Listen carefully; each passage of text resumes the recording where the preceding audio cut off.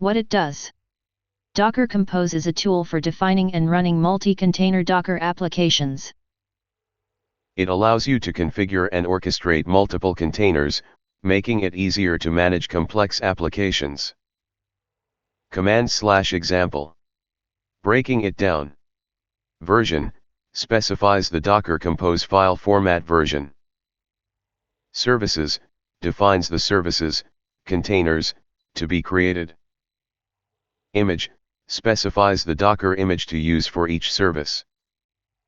Ports maps container ports to host ports. Depends_on defines the dependency between services.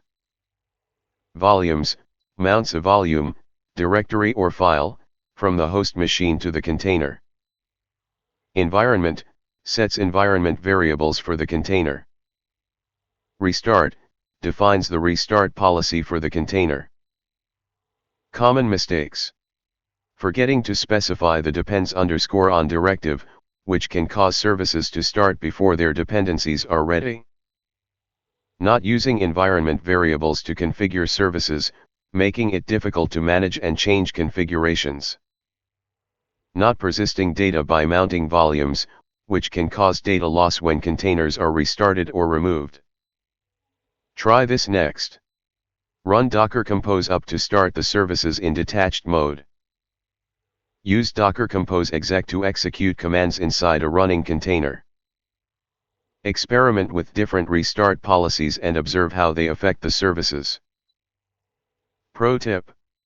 Use a env file to store sensitive environment variables, such as database passwords, and reference them in the Docker Compose YML file. Implement a logging mechanism, such as elk stack, Elasticsearch, Logstash, Kibana, to monitor and analyze container logs. Consider using a container orchestration tool, such as Kubernetes, for large-scale and complex deployments.